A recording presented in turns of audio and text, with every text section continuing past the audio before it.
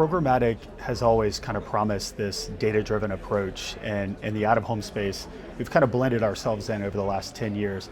But the precision side has what's drastically changed. And what I mean by that, and to kind of answer the question, is the data has become something that's imperative, but more importantly for us, showing up and being present. And what I mean by present is consumers have the opportunity and the ability to see. And I think that's the difference with digital out-of-home, specifically at Lamar, is we start to become much more different than a scroll, a stream, et cetera. You start to be becoming a part of the community, whether that's during a sporting event, whether that's just during a consumer's journey throughout the day.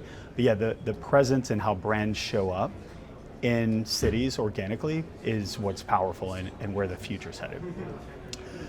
Attention has been getting harder and harder to earn across digital channels. That's something we've heard a lot at Cannes this week. Why does physical presence in out-of-home earn attention in ways that digital can't replicate? Yeah, so there's this notion of digital fatigue. You know, we live in a scroll, we live in a streaming platforms that exist out there. But the one thing that's kind of really started to emerge more and more is the power of out-of-home and the power of being in that environment and being a physical presence. You know, the big thing I always talk about is the anti-algorithm. So if you and I are sitting here having the conversation, if we were to open our mobile device, the ads that we're served would look significantly different. So it's difficult for brands to emerge and kind of become a part of a consumer's journey. But out of home, it's a powerful presence. It's something you visually see, and we collectively as consumers all get to be a part of that brand. And then most importantly, then go on to social, to CTV to learn more about that story that they see on their journey. Ian, as programmatic out-of-home matures, how do you help brands understand when out-of-home belongs in their media mix versus when it's complementary to a digital campaign? Yeah, and I think there's two different ways to go about it, right? There's the powerful side of data for programmatic and the omni-channel approach, and how brands have this way to methodically move throughout the journey from the device to what they're streaming on Hulu or Netflix or YouTube, and then what they see on their journey, again complemented programmatically in the out-of-home space. And then there's this disruption where out-of-home standalone becomes even more impactful. So just briefly, sports and culture, what's happening with FIFA World Cup, what just happened with the New York Knicks, is that ability to be precise, and it made sense. The moment the Knicks won, go live all throughout New York and go live. Same thing with FIFA World Cup.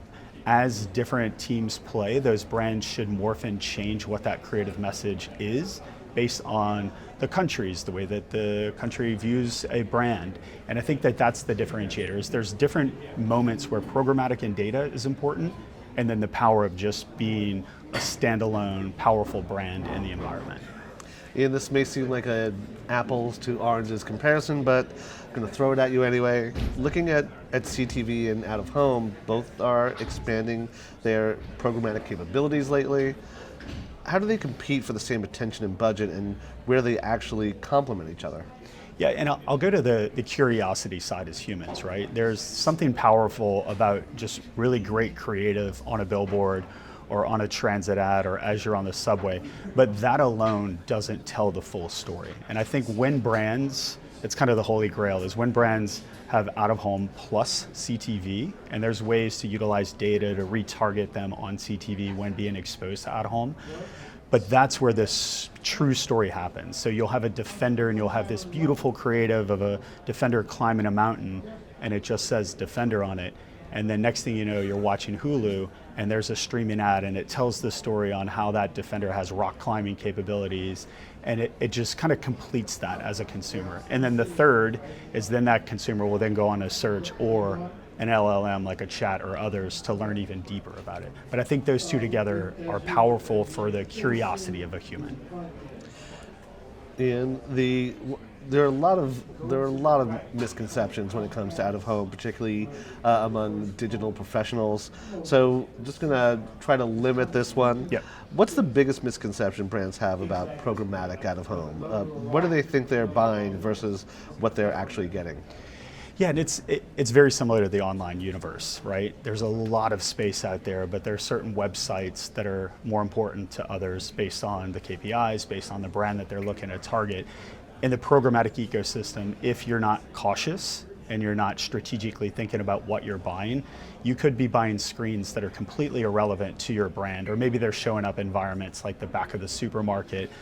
But when you start to better understand, hey, I'm specifically want to hit the largest reach, so I want to buy roadside Lamar digital screens, and I want to complement that with JC to Coast transit screens. So I think that that's a common misconception is, oh, I buy programmatic out of home, and not understanding what specific medium you're buying. So again, very parallel to the online universe.